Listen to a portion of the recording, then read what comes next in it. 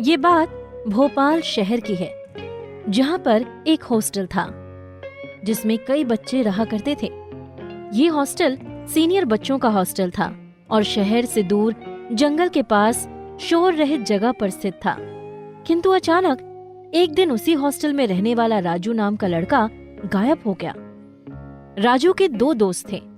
उन्होंने principal sir को राजू के गुम होने की सूचना दी, तो प्रिंसिपल सर ने जाकर पुलिस स्टेशन में शिकायत दर्ज कराई। पुलिस और प्रिंसिपल सर ने आसपास के क्षेत्रों में राजू को हर जगह खोजा, पर राजू का कहीं कोई पता नहीं चला। राजू के दो दोस्त थे, श्याम और कपिल, जिनमें श्याम राजू का सबसे खास दोस्त था, जिसे राजू के गायब होने का बड़ा दुख हुआ और राजू के बारे में अशुभ सोचकर कांप जाता था। वे तीनों हॉस्टल से दूर शहर में 2 किलोमीटर के आसपास कोचिंग पढ़ने जाया करते थे। दोनों दोस्त रोड पर साइकिल से हॉस्टल जा रहे हैं। रोड के दोनों तरफ जंगल था और अंधेरा हो गया था। सर्दियों की रात थी, शाम के 6 बजे का समय होगा। सड़क पर चारों तरफ अंधेरा और सन्नाटा पसरा हुआ था। किंतु कपिल और श्याम कोचिंग पढ़ने के बाद अपनी साइकिल हॉस्टल की तरफ बढ़ाए जा रहे थे। वे थोड़ी दूर ही निकले थे कि उन्हें रोड की बाईं तरफ से जंगल में कुत्तों के भौंकने की आवाज सुनाई दी। कुत्ते बहुत भयंकर तरीके से भौंक रहे थे, जैसे कोई उन्हें मार रहा हो। उस जंगल से बुरी बुरी डरावनी आवाज आ रही थी। श्याम, आज कुछ अजीब सा लग रहा है। और ये कुत्ते क्यों भौंक रहे हैं? शायद जंगल में कोई है। हाँ कपिल, जंगल में चोर डाकू हो सकते हैं, और मैंने सुना है इस जंगल में बुरी आत्माएं भी रहती हैं। और देखो, कुछ कुछ डरावनी आवाजें भी आ रही हैं। उन्होंने अपनी साइकिल की स्पीड और तेज कर दी, किंतु उन्हें अचानक ही एक बहुत बड़ा अचंभा तब हुआ जब उनके सामने से ही राजू साइकिल चलाता हुआ सामने जंगल की तरफ निकल गया। राजू रुको, राजू रुको, कहाँ जा रहे हो? अरे बात तो सुनो। अरे राजू। राजू तो रुका ही नहीं और जंगल की तरफ क्यों गया होगा? शायद किसी परेशानी में हो। कपिल, मुझे लगता है राजू किसी मुसीबत में है। हमें चलकर उसकी मदद करनी चाहिए। श्याम, तुम ठीक कहते हो। राजू कोई मुसीबत में है, वरना वो जरूर रुकता। उन्होंने जंगल की तरफ साइकिल घुमा दी। जंगल में चारों तरफ अंधेरा और सन्नाटा पसरा हुआ था। दोनों साइकिल लेकर पैदल जंगल में घुस गए।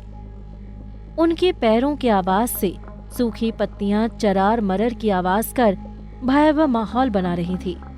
कपिल, ये जंगल तो बहुत डरावना है। तुम साथ ही रहना। देखो, सामने एक झोंपड़ी है। शायद राजू यहीं पर आया होगा। चलो देखते हैं। लेकिन जैसे ही वो झोपड़ी में गए, डर के मारे उनके मुंह से चीख निकल गई। श्याम, यहाँ झोंपड़ी में हड्डियां ही हड्डियां डली हुई हैं। हमें यहाँ से तुरंत चलना चाहिए।